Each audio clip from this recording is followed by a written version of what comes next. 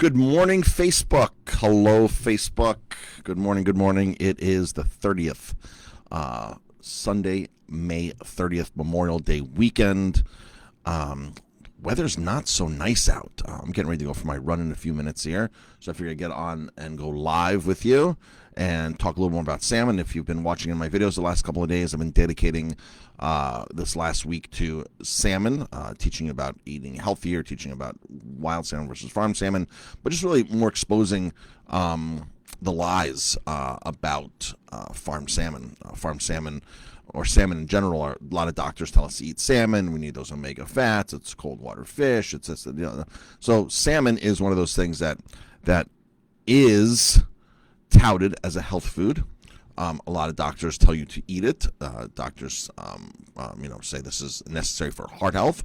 But the salmon is drastically different from farmed salmon to wild salmon, like drastically different. Good morning to everybody who's tuning in. Good morning, Joel. If you're tuning in live, just drop a comment, #live, and where you're tuning in from. Like Joel, #live, Arizona. Good morning, Joel. Here in New York, it's crummy outside. It's cold. I'm getting the second day in a row. I'm getting ready to put gloves on to go running, light gloves, but I'm wearing gloves and it's crummy out. It's like 45 degrees, 44 degrees. So I have long pants on. Something about salmon that I want to talk to you about right now, about farm salmon. So the industry keeps telling us that they're avoiding the use of antibiotics in farm salmon. Even Norway, which is the strictest when it comes to the use of antibiotics, still uses antibiotics in their salmon. Joel's saying 102 later in Phoenix. Thanks, Joel. I would take that over today's 44 and rain, believe me. People are Norway's the strictest when it comes to the use of antibiotics. What happened in Norway was these companies, these fish farms came in and just destroyed everything in Norway. And then the government started tightening up, and this is why they spread out to other regions in the world. So the salmon farms around the globe, wherever they're at, whether it's British Columbia, the east coast of Canada, in America, in Chile, Australia, New Zealand, a lot of these, not all of them, but a lot of them are Norwegian-owned companies because they just, said we're going to go to other countries that we can get away with polluting, using antibiotics, less government regulations. We can maybe buy some of the government, get influence that way, and that's exactly what they've done. So one of the things they love to tell you, like you go look at these salmon farm sites, and they will tell you that they don't use antibiotics. They don't use antibiotics. Norway's the strictest, and they still use antibiotics. They have to. They've cut it way back in Norway, which is not a trend in other places. They've cut it way back, but they've replaced antibiotics with other antimicrobials. Every farm has lice, so they have to use a chemical called slice to get rid of the lice. But in Norway, they're also mass vaccinating the salmon. And they have more stricter systems where they have to rotate the farms and let them stay dormant and go back to them, this and that. But they're still treating the salmon. The salmon, when you put salmon together like that in open pens, it's a disaster. So, I just want to quote an article here. This is current news here that I'm going to pull up right now. And let's see here. I lost my article yesterday. I do my research on one computer, then I switch computers and go to the other computer, and sometimes I forget that the link's on the other computer. So Chilean salmon. There's 8 companies that are farming salmon in Chile that are down there. And they love to really tout how clean their fish is down there and how healthy it is. They don't use antibiotics and this and that. Or they don't administer antibiotics. It's essentially like administering antibiotics and just like dosing, just constant dosing. It goes right into the feed. It's not like they wait until the fish get sick to do this. They actually just keep pumping them and pumping them and pumping them on a constant basis. Same thing with cattle as well too. You put cattle in a feedlot and they get sick. You put them together. It's amazing because same thing happens with people. You put a lot of people together in a big city. You take away their plumbing, their hot water. You take away running water. You'll have disease spread very, very, very quickly. So the same thing happens with cattle, and the same thing happens with fish. You put them together, and you're not supposed to be that close, and things happen. So this latest article here. So as chefs try to tell you that they're serving antibiotic-free salmon, they're really not. Now this is just in 5 Chilean salmon farms increased their use of antibiotics in 2020 versus 2019. 5 of the 8 Chilean salmon farmers that belong to the Global Salmon Initiative actually increased antibiotic use in 2020 when compared to levels of 2019, according to the numbers available in the annual GSI Sustainability Report. As an industry, it is our priority to reduce the use of antibiotics. As farmers, we have responsibility to ensure the sanitary environment and protect the health and welfare of our fish under management. Well, they're saying one thing, but they're actually doing the other thing. As an industry, it is our priority to reduce the use of antibiotics. But yet 5 out of 8 farms actually increased their antibiotics, and the other 3 farms are still using antibiotics. Folks, there's no right way to do the wrong thing.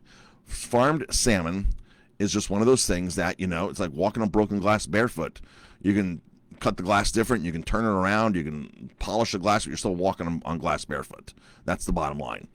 There's no right way to do the wrong thing.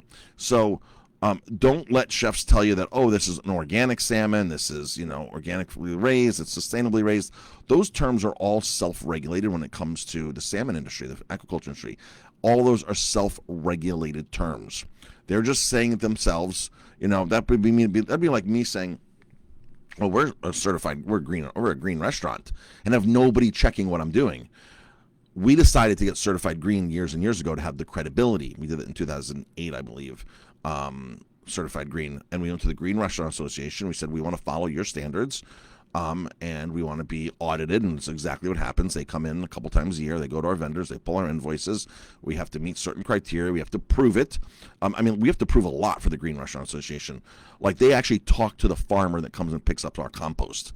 I have to send them pictures of our recycle bins. I have to send them pictures and document everything very carefully. It's like when we go to buy new furniture or something, like we have to document like where the furniture and what it's made out of. Are we reusing? Every time we put up a shelf and it's reused wood, I take pictures and I document it, and we get credit for that instead of going out and buying brand new lumber. If we can reuse whatever, it's fantastic. So, but they're actually checking us constantly, auditing us. We have one person that's assigned to our account, and they audit us. These fish farms are not being audited by anything that's by any means shaping up of an organic certification. It's their own industry imposed standards that they want to say, and it might be a little bit better than other farms, their neighbors something, but it's all farm salmon. This is just what happens when you do that with farmed open pen salmon. Now, I could literally talk for 8 hours on this, because detriment to everything with this farm salmon is a disaster. I mean, the amount of wildlife that gets shot, seals, everything gets shot. I mean, these farmers have open rein on any wildlife that comes into the area of salmon farms. So seals are a common thing that are always just shot on site, because you don't want those near the salmon pens. Whales and such get stuck in the nets. Sometimes when you have bad storms, the whole salmon farm gets washed away. I mean, it gets entangled, washed away, and this is just sitting out there in the ocean. You can go look at videos right now of how whales get stuck in these nets and everything, and how people have to go out there and trying to untangle a whale in a net. So it's just one of those things. It's just a disaster all around. So they're not using antibiotics. It's part of the game. It's what they do. There's other things, antimicrobials. There's Slice, which is used to kill off lice, and it's just a constant dosing of antibiotics, and all other funky stuff in their feed, which I talked about yesterday. I talked about the food. So as a kickoff to summer here, we have a great deal on salmon. We've sold, I think, it's not even starting this till tomorrow. We sold a ton of salmon yesterday. We're giving the price to anybody. We have somebody coming up from driving an hour today to pick up a case of salmon. So and I don't have much in. I have to get more in on Tuesday, and I have to get more in on Thursday and Saturday. Get three loads of salmon this week. My freezers only fill up so much. We're literally probably going to sell 300, maybe 400 pounds of salmon this week, with all the orders coming in. We sent an email out yesterday, and Jamie woke up this morning. She's like, "Oh my gosh, look at all these orders for salmon." We're asking because we're blowing this out at an insane low price that you pay cash if you can. Credit card fees cost us money.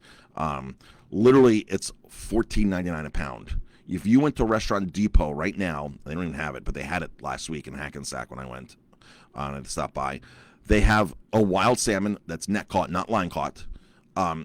Skin on, same style of everything, except it's net, not line. Ours is line caught, higher quality, and it's almost the same price. So a restaurant walking in there is going to pay like $14 a pound for this salmon. That's not line caught, it's net caught. So this is like you're getting this for $14.99, Alaskan line caught from a small cooperative. It's the real deal, wild coho salmon, skin on. They're portioned out, they're frozen, they're ready to go at one of the best prices ever that we can do. The salmon, the projected salmon catch this year is up in Alaska. It's way up in Alaska, the projected catch. Hopefully that will follow through, and hopefully the salmon prices will drop a little bit more, hopefully. Info@aromatimebistro.com to order. Stock your freezer up. They only come in like lots of 10 pounds. We can't pull apart cases and start portioning things and doing that. For the bargain that this is, split it with somebody if you can't take it all yourself. If you can take 2 cases, take 2 cases, put in your freezer. This is something that we want to say thank you to all of our guests and say, here you go. Have something healthy in your freezer all summer long that you can just pull out and have this at your access. So if you want to get 2 cases, get 2 cases. Just be patient with us because the inventory of keep coming in. I actually emailed the vendor last week. I'm like, how many cases do you have? Like, I'm literally going to pick up like 30, 40, or so you have to send me 30, 40, maybe 50 cases. It's like, Marcus, I have 72 in stock right now and 1,000 more come on Tuesday. I said, perfect. So there's no supply issues as of right now with the salmon. No supply issues. We took not a big increase, but we took about almost $1 a pound increase in salmon this wintertime, which reflected on our retail pricing. That's why it was almost up to $18.99 if you're just buying 6 portions. But by the whole case, it is $14.99 a pound. Send us an email, info@aromatimebistro.com, or you can call later. Don't call now. Jamie's on the spin bike, so she won't be able to answer the phone. I'm in the office, and I'm getting ready to go for my run as soon as she's done with her spin bike, and that is it. So good morning, everybody. Good morning.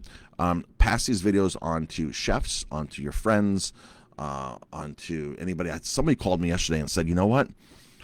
I actually called a restaurant. After watching your videos, I actually called my favorite restaurant, my restaurant in town here, nice restaurant, and because they were advertising organic Scottish salmon, this and that, and she goes, and I told them, I showed him your video, I told him, she goes, they removed the word Scottish and organic from the salmon, but they're still serving the same salmon, but they removed the word Scottish because Scottish salmon is by far, not by far, they're all bad, but Scottish salmon, it ranks as one of the worst areas to buy farm salmon from. You can go on and follow the Scottish salmon. What is it called? My friend Don Sanford runs that. Sometimes you'll see I'll tag him on here on some of these posts, and he'll reshare our stuff. But Don is on the front lines in Scotland, and he will tell you just how about a disaster. Every salmon farm has a mortality rate.